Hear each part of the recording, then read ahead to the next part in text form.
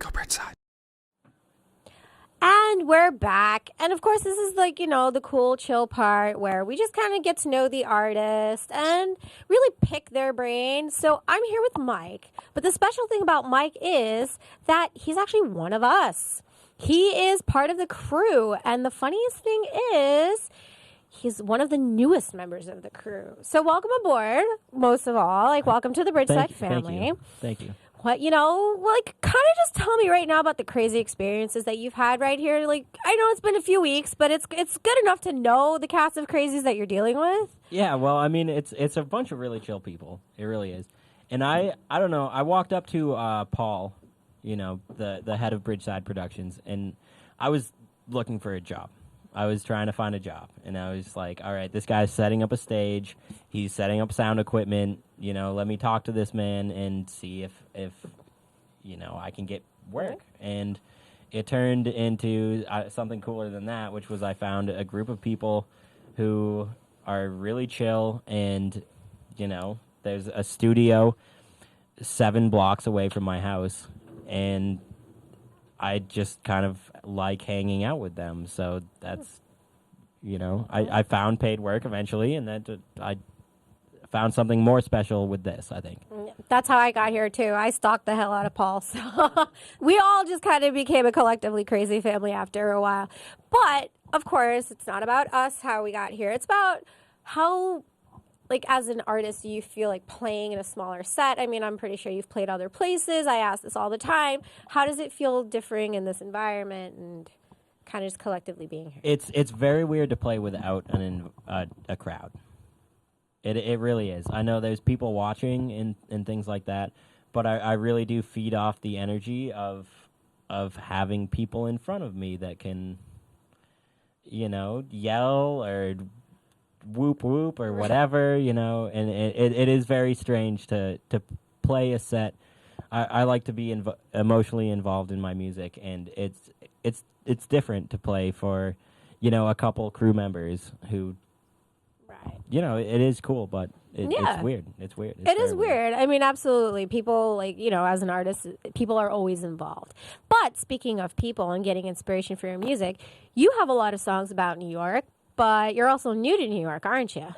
Yeah. I moved here about a month ago. Okay. A little more, a little over a month. Cool. Yeah. And where are you hail from? I know it's a very complicated story, but...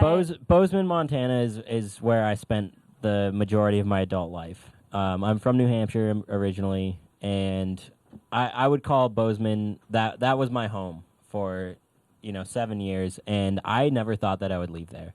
I really didn't. And then I just decided one day, screw it. It's boring. Not that it's necessarily boring, but to spend 7 years in one place kind of wore.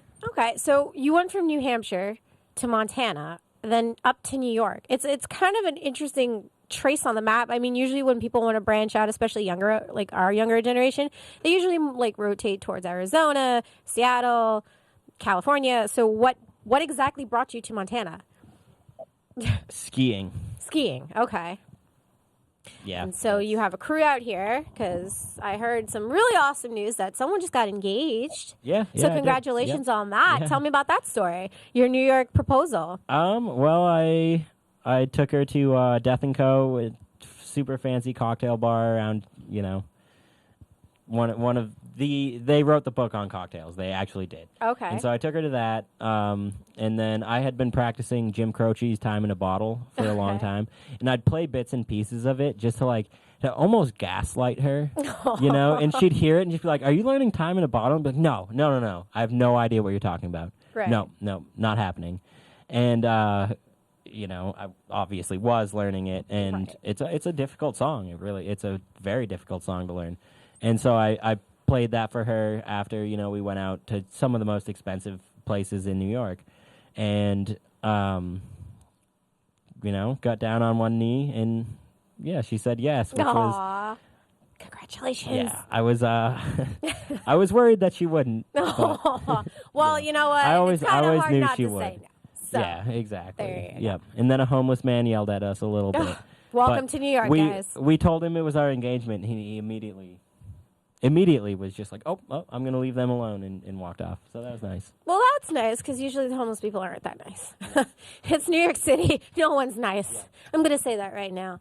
But that's really cool. So, you're playing with us here. You're kind of just readjusting to life in New York City. So where do you see yourself going? Like, are you planning more gigs? Or are you just kind of taking life as a flow? Honestly, yeah, taking it as a flow right now. I'm just trying to meet as many people as I can. Luckily, I've found a really good group of people here, and I a lot of, really fun people.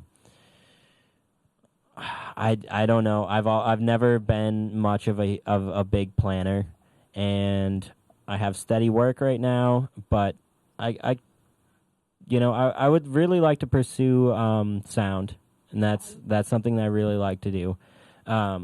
More so, I like to play my own music, but I am interested in sound as a living, and I think that's something I could do. You see, that's a really good life lesson that we just learned here, folks, is that you got to take life one day at a time and just kind of go with the flow. I mean, we're always kind of worried about it and just like, oh my God, what am I going to do next? But I really like that vibe, that whole, like, I'm not much of a planner, so I'm just going to kind of wing it. And you know what? That's the best thing you possibly do. I mean, everything's worked out so far, right? Has your life not, you're alive?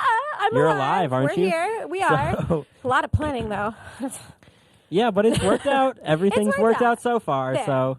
and I don't just let my life fall to pieces, but. Well, no, I mean, like, hey, there has to be some strategy, I'm sure, but it's like the go with the flow vibe is more where I kind of try to pull that cart going.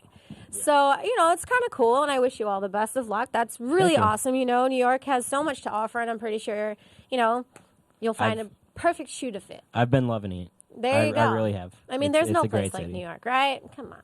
There's no place like New York.